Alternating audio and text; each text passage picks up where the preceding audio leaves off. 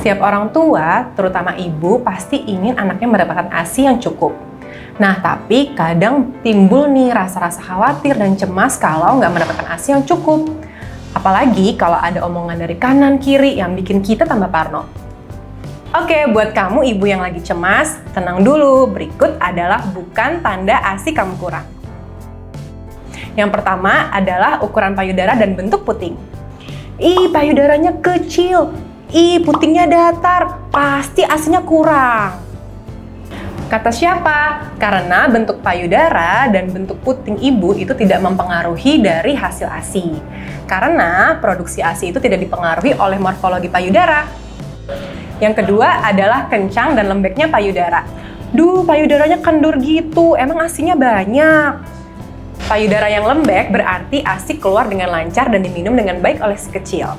Sedangkan payudara yang kencang, ASI keluar dengan lambat dan tertahan di dalam. Jadi bukan masalah banyak atau sedikitnya ya. Yang ketiga adalah lambatnya aliran ASI atau let down reflex.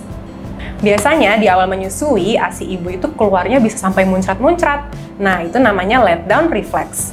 Nah, tapi kalau ibu nggak terjadi LDR atau let down reflex, itu ibu juga jangan khawatir ya. Bisa aja ASI itu cukup, namun keluarnya lebih lambat. Dan semakin besar si kecil, maka LDR ini akan jarang terjadi. Yang keempat adalah hasil pumping sedikit. Nah, ini nih kadang terjadi ketika kita pompa ASI, ternyata hasilnya nggak sebanyak yang kita harapkan, malah kadang cuma basah-basahin botolnya aja. Nah, ibu jangan sampai khawatir atau panik karena ini ya. Karena banyak sedikitnya hasil pompa ASI bukan merupakan indikator banyaknya atau sedikitnya ASI ibu.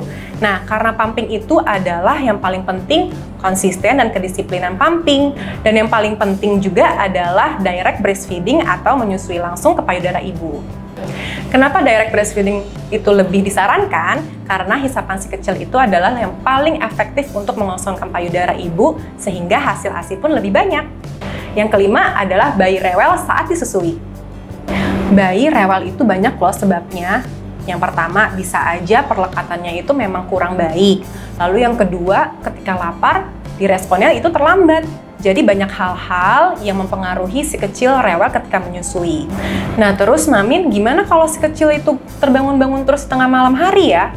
Nah itu bukan tanda juga kalau ASI ibu itu sedikit ya. Karena pada newborn atau bayi baru lahir, lambungnya yang masih kecil sehingga si kecil itu mudah lapar.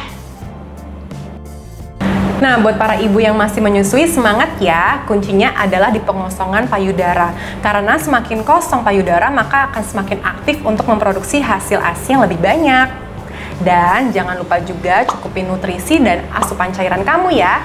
Selamat menyusui!